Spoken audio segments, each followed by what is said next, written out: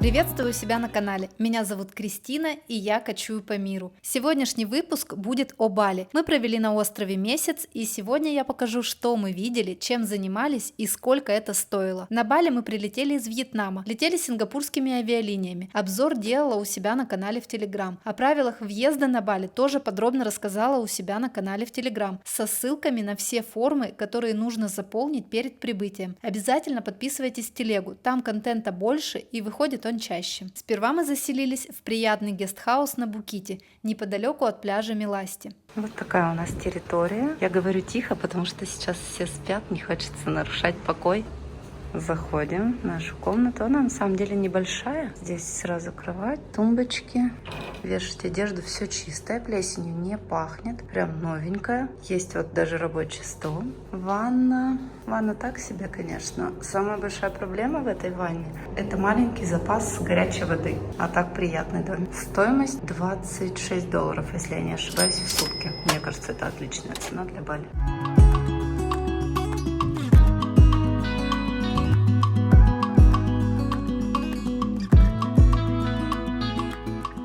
Первым делом мы с Кириллом, конечно же, отправились смотреть на океан. Подалеку от нашего гестхауса, в котором мы остановились, есть пляж. Очень красивый. Он не купабельный, потому что здесь очень большие волны, но хотя здесь, в принципе, некоторые люди плещутся, но это на ваш страх и риск. Пляж называется Миласти, вход сюда платный. 20 тысяч, да, с нас взяли? 22 тысячи. 22 тысячи. Это по 10 тысяч за каждого. И еще 2000 сверху за байк. Такие они, конечно, вообще. Но океан потрясающий. Я впервые вижу океан. И это совсем другое, нежели море, конечно. Мощь восхитительная. Даже просто не купаясь, посмотреть круто.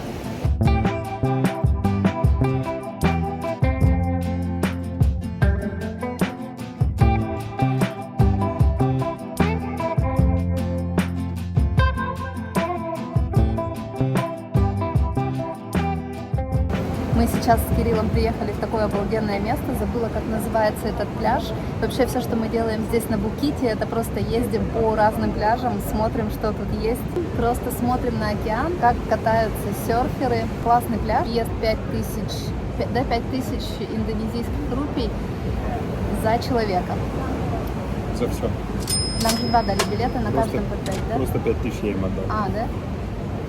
Всего 5000 получается, много места для парковки и много-много кафешек. Мы сейчас в такой приятной кафешке, здесь вообще недорого абсолютно, но мы сытые, поэтому мы не ели, не знаю, как тут качество еды.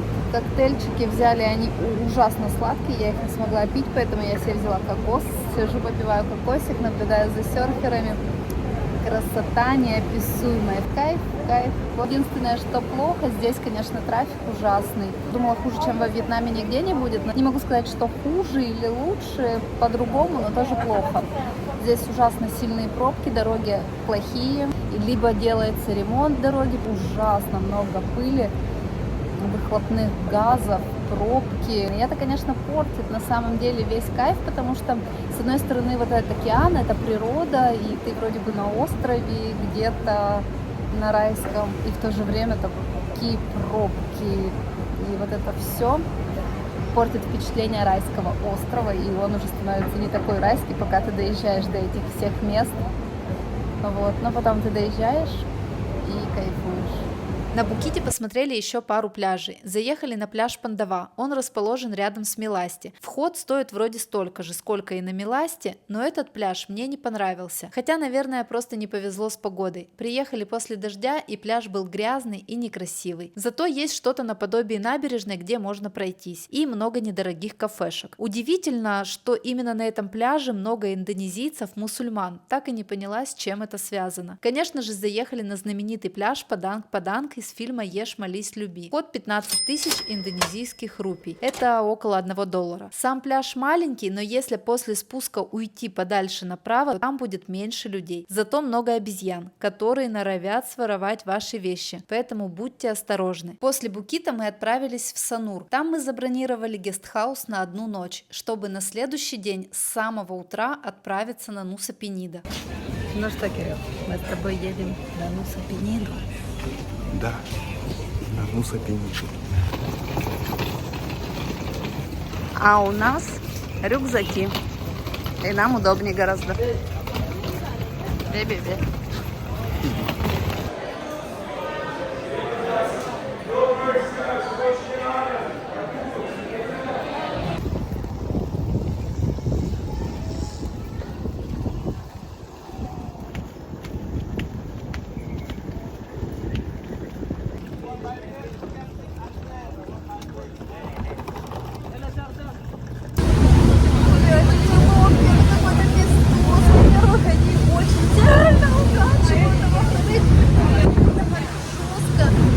Скачем по волнам, это просто жесть. Это не сравнится ни с одним паромом и ни с одной лодкой в море. Это пиздец как жестко. И страшно.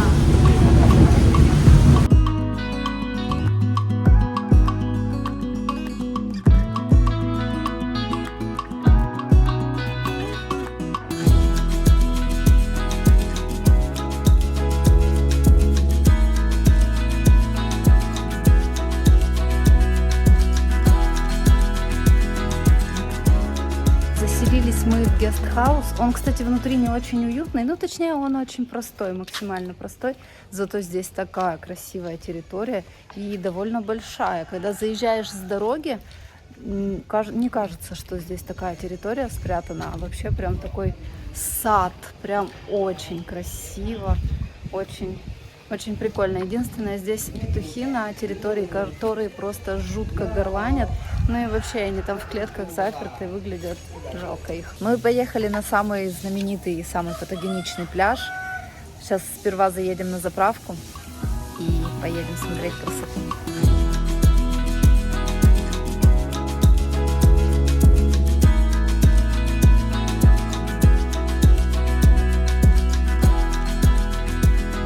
Доехали. Дорога здесь на подъезде уже такая не очень хорошая, в ямах, но в принципе объезжается все хорошо. Конечно же, они берут свои поборы, 5000 с нас взяли, ну всего за двоих, да, 5000? За двоих и плюс байк, парковка, так что... Ну да, не самая дорогая, что с нас брали. Самое дорогое у нас было, да, на Пандава, или как он называется, пляж? Не помню, как он называется, но там было 22 тысячи. Ну, что-то да, взяли с нас дофига. Так что ладно, здесь еще хоть по-божески. Ну что, пойдемте смотреть, что тут будет.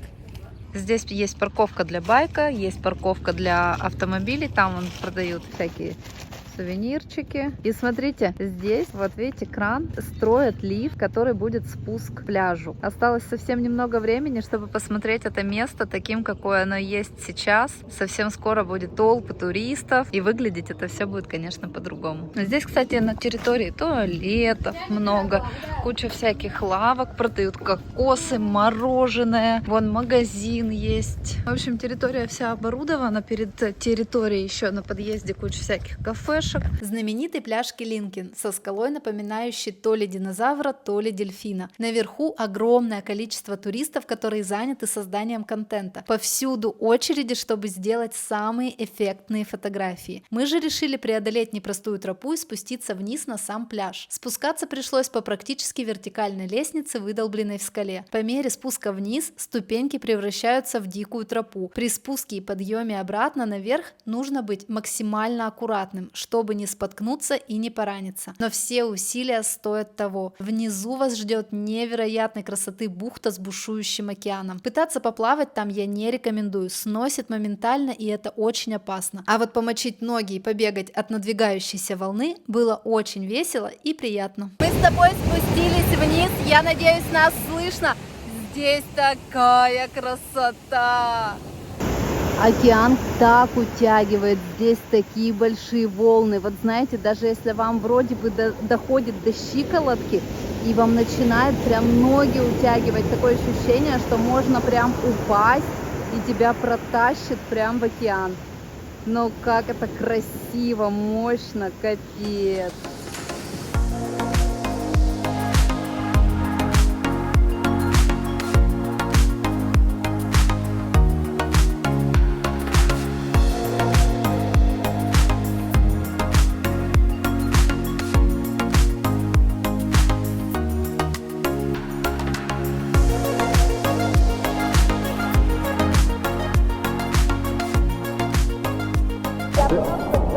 Я я сама не закапывалась, я вообще ничего не делала.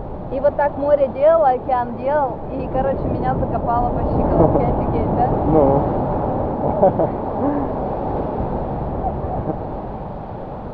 Вау, какой цвет под солнцем.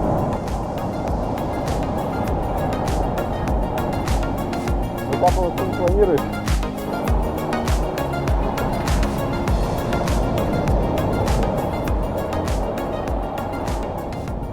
Мы с Кириллом приехали на пирс, и сейчас мы отправимся на снорклинг с мантами. Мы уже плавали с китовыми акулами на Филиппинах, сейчас будем плавать с мантами.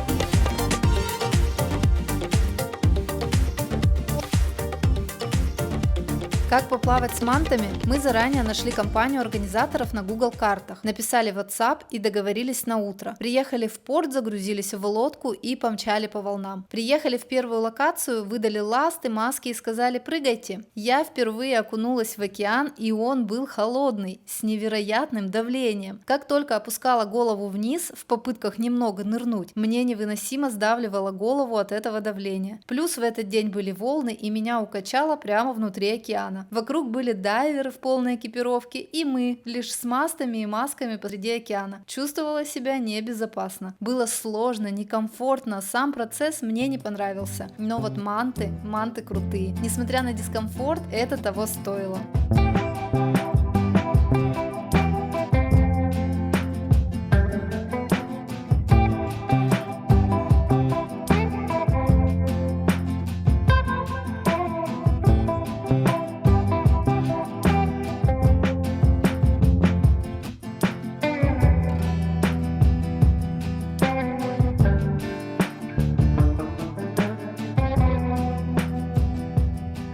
После заплыва с мантами заехали еще в 2 локации, где поплавали с черепашками, после чего нас отвезли обратно на Нуса-Пениду. Заплатили за это развлечение 350 тысяч индонезийских рупий за человек. Это примерно $22. Ссылку на организацию оставлю у себя в телеге.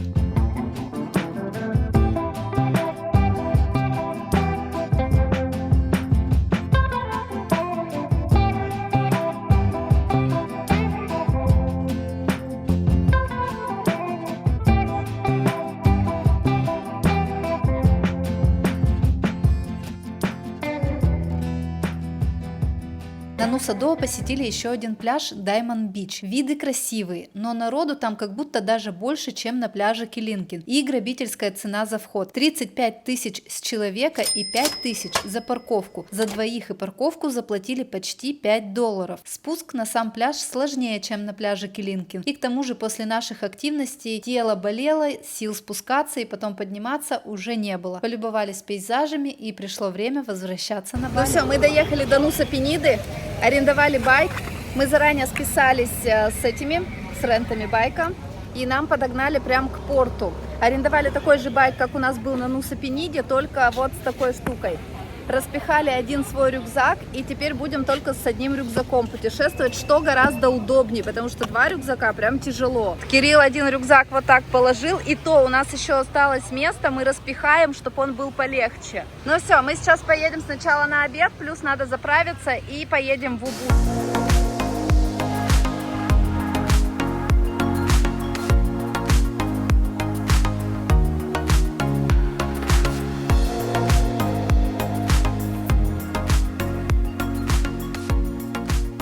Ну что, друзья, практикуемся езду по вот такой дорожке. Это пиздец. Я надеюсь, мы не свалимся нахрен. Ну я замерла, ну, блядь, страшно. Я могу слезть. Ну что, мы приехали исследовать Убуд, и начнем мы с водопад Канто-Лампо. Пойдемте смотреть. Здесь благоустроенная территория, дорога до него хорошая. Мы доехали с Убуда где-то, наверное, минут за 30, да, Кирилл? 15, меньше, 15-20. Вот, в общем, пришли, здесь парковка. Сейчас, конечно же, как обычно, нужно заплатить за вход.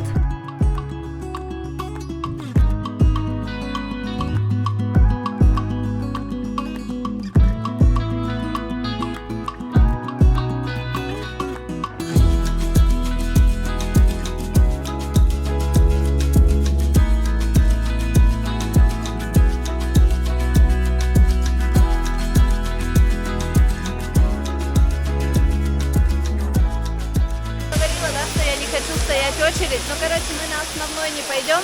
Вот тут вот маленький островок, сфоткаемся там. Попросили челика, чтобы он нас сфоткал за этот, за тип.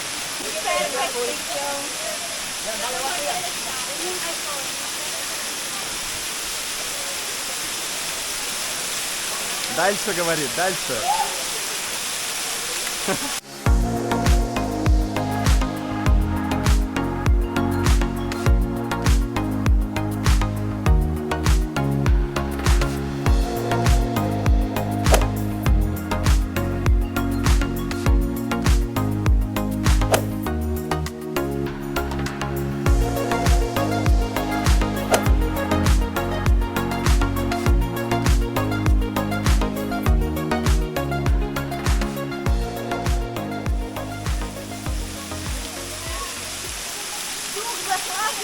Я представляю.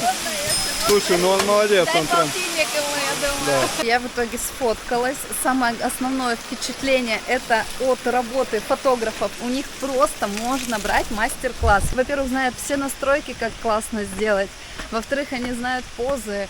Ну, короче, фотки получились клевые. Кирилл сказал, он снимал, когда они фоткали. И такой, я буду смотреть, как они все это делали, буду учиться. Но они реально очень круто фоткают.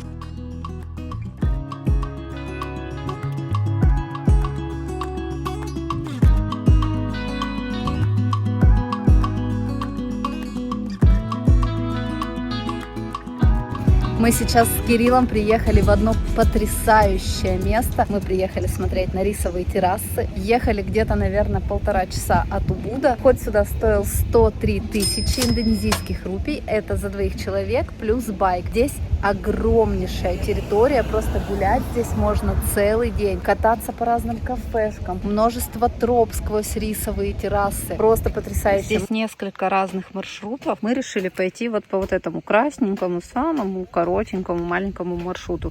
Есть прям вообще вон такой жесткий маршрут. На самом деле здесь можно арендовать велосипеды и прокатиться здесь на велосипедах, что тоже очень приятно. Но мы решили пройти просто небольшой тур, и на этом, собственно, все. Ну все, произошел очередной разводняк. Теперь у меня нет 40 тысяч, но есть шляпа вьетнамца.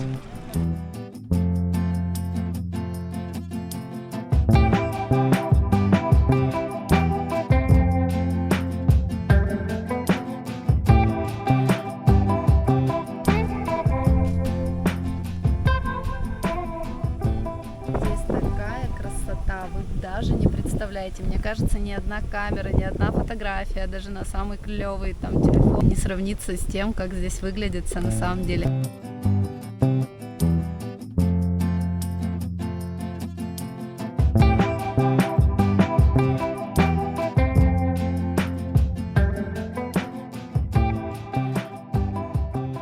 Местечко обалденное. Если вы будете вот в Убуде, то однозначно сюда нужно съездить.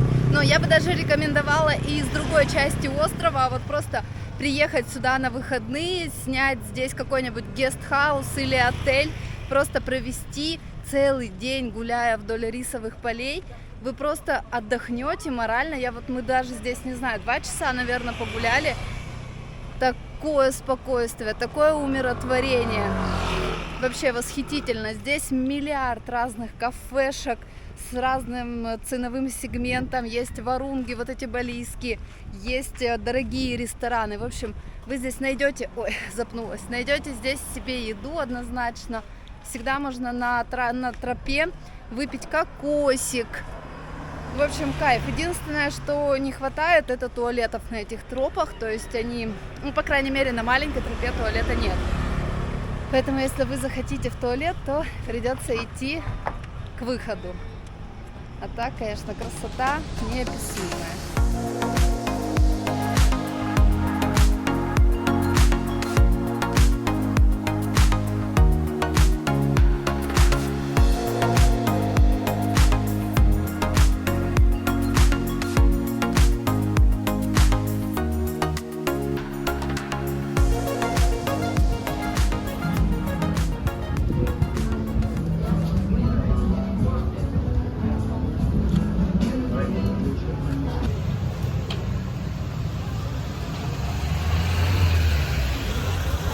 Мы с Кириллом выбрались погулять по центру Убуда и зашли в такую интересную десертную, даже не знаю, как сказать.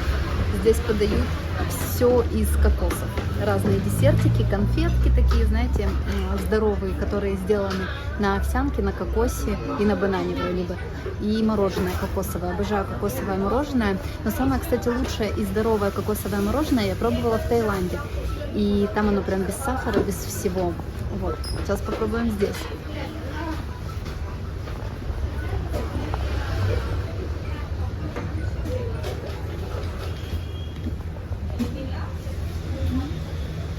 Вкусное, кстати, немного сахара. Не так много, как я думала. Его можно взять, вон, смотрите, в такой половинке кокоса. Тут еще и кокосик будет. Локацию этого места оставлю у себя на канале в Telegram.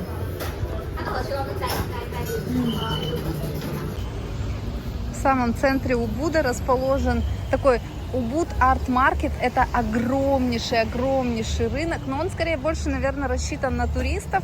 Цены здесь наверняка будут выше, как обычно в таких местах, но поглазеть, походить, посмотреть, окунуться в эту атмосферу, возможно, все-таки прикупить себе каких-нибудь сувенирчиков будет интересно.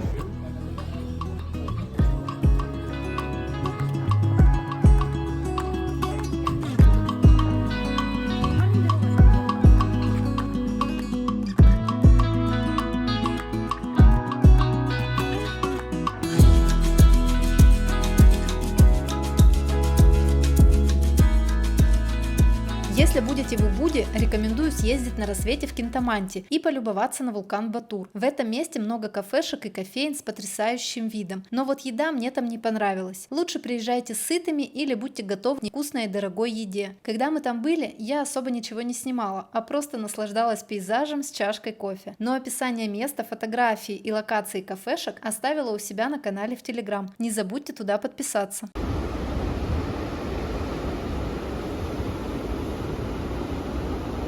Перед поездкой на Бали я, как и всегда, составила список того, что хотела посмотреть и чем там заняться. Успела, конечно, не все, но самую главную галочку для себя поставила. Это восхождение на вулкан Иджен. Приключение, которое запомнится мне на всю жизнь. И не только потрясающими видами и тем фактом, что я забралась на вулкан, но и кучей приколов, которые происходили в процессе. Но давайте по порядку. Иджен находится на острове Ява. Там же расположен вулкан Брома и невероятной красоты и мощи водопад Севу. В идеале, если располагаете временем, то лучше брать тур на несколько дней и посмотреть сразу 3 локации. У нас такой роскоши не было, поэтому взяли однодневную поездку с Бали на Иджен. Нашла компанию местных организаторов, они нам выкатили цену 1 миллион индонезийских рупий с человека. Это около $65. В стоимость включено трансфер от и до нашего района, причем нас забрали и доставили прямо до отеля. Размещение на несколько часов в гестхаусе, там же можно было скинуть вещи. Ужин и завтрак, респиратор, услуги гида. К слову, без гида туда вроде как сейчас не попасть, нужно получать медицинскую справку, и компания как раз таки этим и помогает. В общем-то, включено вообще все, и это отличная цена, дешевле мы не нашли. В это путешествие отправились не вдвоем, а с компаньоном. На Бали ненадолго как раз вернулась Ирина, автор телеграм-канала «Таки кочуем». Ира жила на Бали, там получила визу Digital Nomad Португалии и уезжала на год кочевать по Европе. И сейчас она как раз вернулась за 2-й визой. Обязательно подписывайтесь на канал Ирины, у нее очень много полезной информации о жизни кочевника как в Азии, так и в Европе.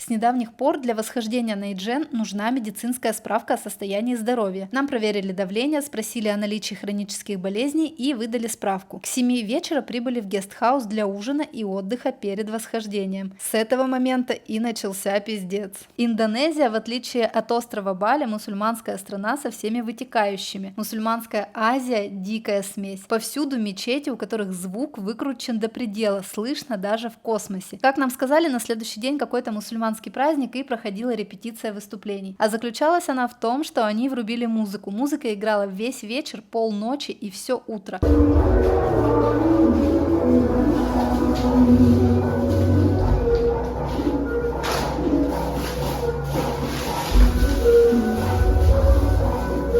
вообще жесть. Я думала, что мы хоть чуть-чуть вздремнем, но это просто вообще ни в какие ворота не лезет.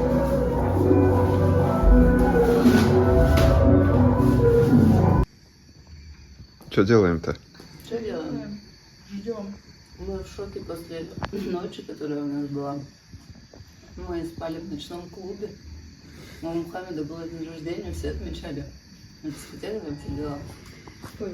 Да. Да. А я боюсь представить, что будет сегодня тогда, в разгар вечеринки. Слава богу, мы этого не узнаем. Мы уедем раньше. Короче, это было вообще трешак. Кирилл, скажи, батончик? Не пугай. В час ночи нас подняли и привезли к стартовой точке. Мы надели толстовки. Хотите кофе? Не, наверное. Our heart will stop. Я обоссусь просто с кофе потом. Я посмотрю. Я тоже, но лучше опасаться в тепле. Сомнительно. В общем, что мы? Мы надели толстовки, надели штаны, надели кроссовки. И все равно как-то холодно. Мне жопе холодно. Больше, чем телу.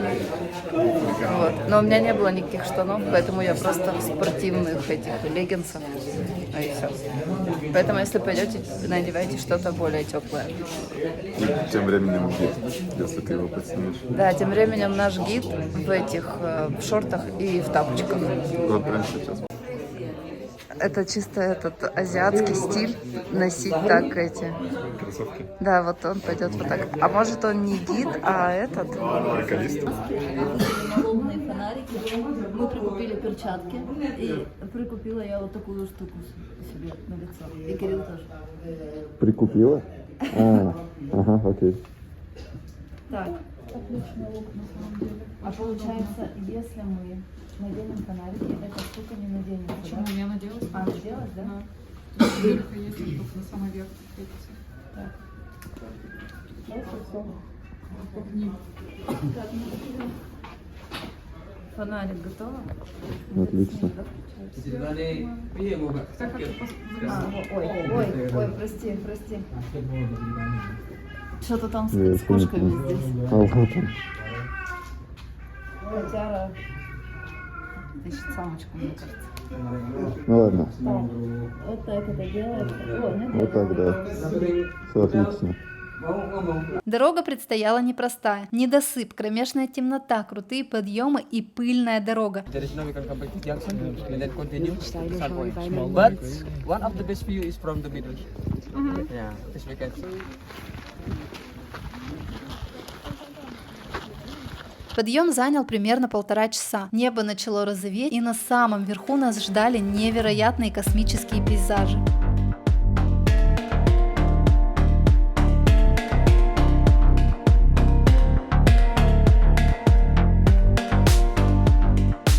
Крупнейшее в мире кислотное озеро. Бирюзового цвета вода образуется из-за экстремально высокой концентрации серной кислоты. Запах там стоит соответствующий. Голубой огонь. Это еще одна чудесность, но увидеть которую не удалось. Это явление происходит из-за того, что серные газы, поднимаясь из трещин в земле, воспламеняются при контакте с кислородом. Добыча серы. Местные рабочие вручную добывают серу из вулкана. Ночью, без специальной защиты, часто лишь с тряпками, закрывающие нос и рот. Шахтеры откалывают большие куски твердой серы, собирают их в соломенные корзины, а затем переносят на своих плечах. Только представьте, каждый рабочий за раз несет до 90 килограммов серы на плечах. В среднем рабочий зарабатывает около 1000 индонезийских рупий. Это $0,06 за килограмм серы. В зависимости от выносливости в день удается сделать 1-3 подхода, что приносит $10-15. Это один из самых тяжелых и опасных трудов в мире. Постояли на вершине, полюбовались пейзажами, сделали фотографии на память и отправились вниз. Обратно было спускаться скользко, местами казалось, что я упаду и поеду на жопе. Тем не менее, мне все равно было легче спускаться, чем подниматься. Вернулись в Гест, и там по-прежнему орала музыка.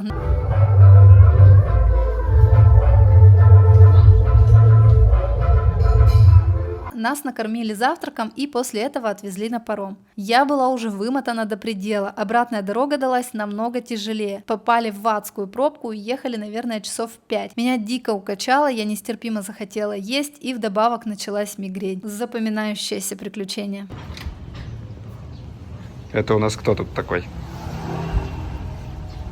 Ох, я уже окончательно стала как местная. Видите, стирка у меня здесь происходит. Все дело в том, что мы на севере Бали. И здесь какая-то церемония. И ничего тут не работает. Это вам не центр Убуда или центр Чингу. Вещей очень много. Нам надо, чтобы они все высохли. Поэтому приходится вот таким образом стираться самому. Стирать мне куча всего предстоит. Тут толстовки у нас, теплые штаны. Мы на Эджен поднимались и не успели в Убуде постираться, потому что вещи бы не успели высохнуть. Поэтому вот таким образом теперь стираемся. Точнее, я. А я снимаю. Да, Кирилл очень важное дело делает. Приехали мы на север острова не просто так. Помимо шикарных северных водопадов и живописной горной дороги, в районе Лавина можно устроить заплыв с дельфинами. Выезд рано с утра. Стоимость за двоих 600 тысяч индонезийских рупий. Это около $38. В стоимость входит снорклинг еще в 2 локациях и жареные бананы с кофейком. На маленькой лодке мы еще 2 пары двинулись подальше от берега на поиски дельфинов. Приплыли к нужной локации. По традиции там собралась куча таких же лодок. И всей толпой мы носились за стаей дельфинов. Дельфины как будто дразнились, то и дело выпрыгивали из воды и тут же стремительно пропадали. Самое интересное – наблюдение за дельфинами под водой. К лодкам с 2 сторон приделаны поручни, за которые нужно держаться. Капитан лодки выдает маски, и вы ныряете в воду, цепляясь за эти поручни. Лодка разгоняется, и вы в таком положении катитесь под водой. Поэтому перед поездкой рекомендуют надевать затягивающиеся шорты или слитный купальник. Красивое бикини слетит с вас от потока воды и скорости лодки. В таком положении катаетесь долго. Удивительно, но у меня вообще не устали руки. Зато очень сильно сгорели плечи и спина, которые находились не под водой. Дельфины чудесные. Я не просто их видела, я слышала под водой ультразвук. Ужасно классное ощущение.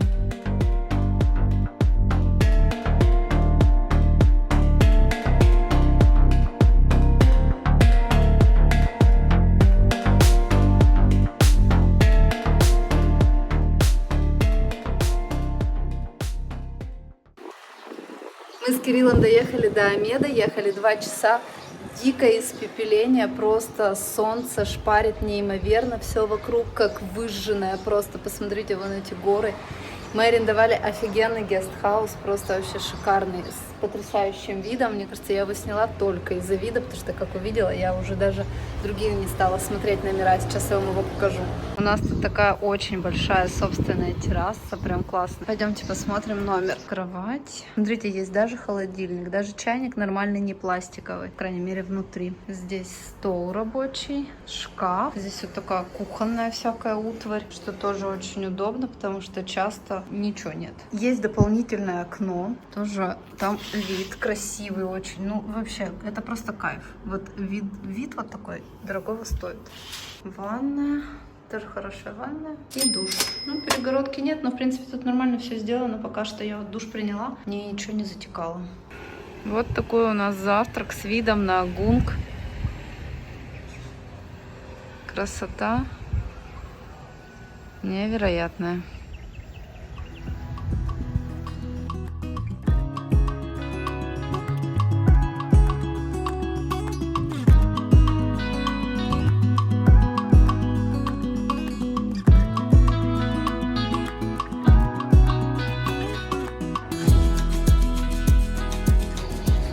Мы снова встали в 5 утра, чтобы съездить на смотровую площадку и сфоткаться вот с этим пацаном.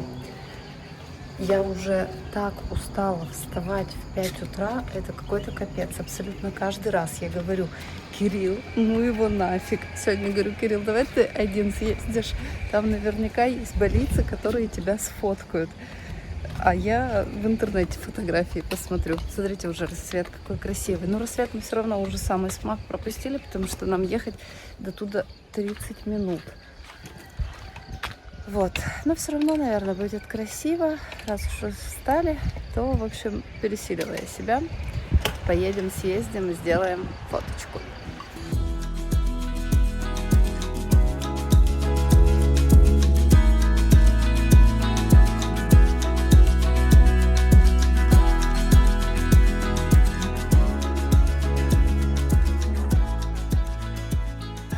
Короче, мы проехали все деревни, и только началась дорога, такая вся извилистая, уже напрямую, по сути, к вулкану 5 километров. И нас остановили, я не знаю, нас, может, развели просто, а я знать не знаю, а может, это и правда. Кто тут был, пишите в комментариях. Короче, нас остановили сотрудники и сказали, что на viewpoint только, типа, на шаттл-басе можно, потому что, типа, дорога очень опасная. Не знаю. Я в Google картах, в отзывах ничего такого не видела, как будто бы. Может, это новое какое-то нововведение.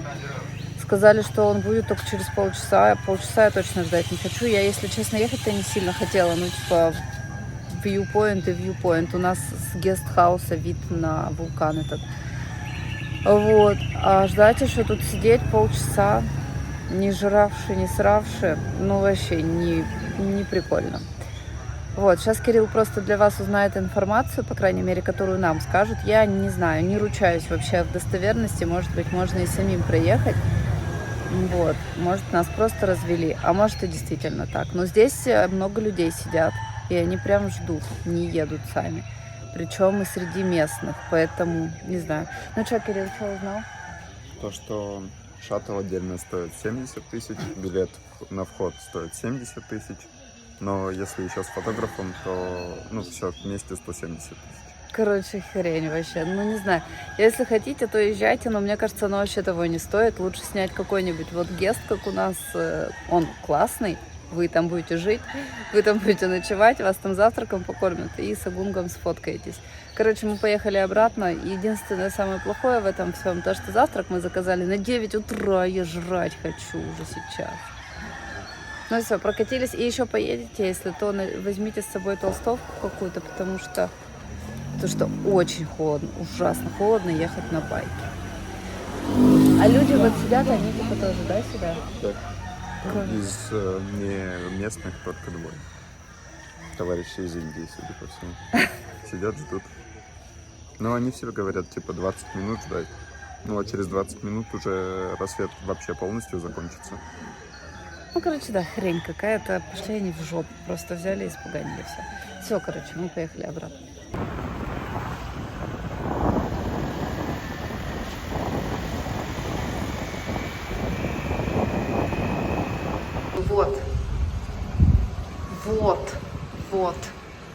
Вот охуенный viewpoint, я считаю. И не надо платить 140 тысяч.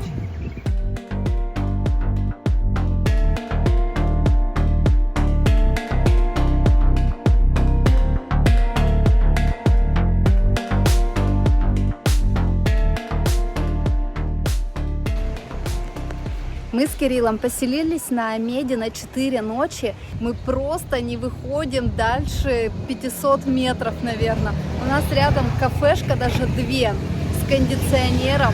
Вкусно кормят. Там такая тишина. На нашей вилле тоже такая тишина. Просто невероятный чил, невероятный кайф. Плюс после всех наших активностей, особенно и Джен нас вообще добил, мы так зависли, что мы даже в окрестности Омеда толком не смотрели. Сегодня первый день, когда вот мы сейчас после обеда вышли, доехали до пляжа Липах-Бич, если я не ошибаюсь, он так называется, чтобы посмотреть хотя бы просто пляж, что тут есть. Вообще мы приехали в Омед, чтобы заняться снорклингом. Говорят, здесь офигенный снорклинг, но мы такие уже типа Блин, ну что мы там не видели, что мы рыбок и черепашек не видели, вон на Нуса-Пениде с черепахами плавали. И, короче, в итоге за все эти 4 дня, или 3, сколько у нас тут, 4, мы ни разу не поснорклили, и вот мы просто зависали у себя на вилле и в кафешках. Короче, но зато очень классно провели время, у меня тело просто максимально расслабленное, хочется спать, нифига не хочется делать. В общем, давайте посмотрим быстренько пляж, и на этом все. Если бы вот так вот переехала на Бали, мне кажется, я бы точно осталась бы в Омеде, жить на долгосрок, здесь так тихо, так чильно, вот самое то работать. При этом есть все необходимое в небольших количествах. Ну, там, условно, пару кафе каких-то, мне этого более чем достаточно, чем, знаете, где в центре, где-нибудь Чингу, я не знаю, там, даже в Убуде, ты просто не знаешь, где поесть, знаете, эти проблемы белых людей. Вот. А здесь как бы 3 кафешки, ты их знаешь наизусть, все, ты просто ходишь как бы и кайфуешь. Вот. В общем, здесь такой спуск. Здесь на Липах-бич такой спуск. Кирилл вон уже спускается вовсю. И, в общем-то, здесь на самом деле сюда в Омед приезжают именно за снорклингом. Здесь офигенные рыбки, черепахи. И причем самое прикольное, здесь снорклинг прямо с берега. То есть не надо куда-то очень далеко плыть. Ну, я говорю, нам уже просто впадлу, нам уже дико лень этим всем заниматься. Поэтому мы вот просто приехали посмотреть и вам показать сам пляж. Он, видите, каменистый. Вот он туда еще дальше идет. И он каменистый, ходить будет не очень удобно, поэтому надевайте коралки и приходите сюда в коралках и в какой-нибудь обуви удобной. Здесь есть лежаки. Прямо с берега вам предлагают арендовать маску, ласты. И вот вы можете прямо с берега поснорклить. Здесь далеко мелко, люди идут.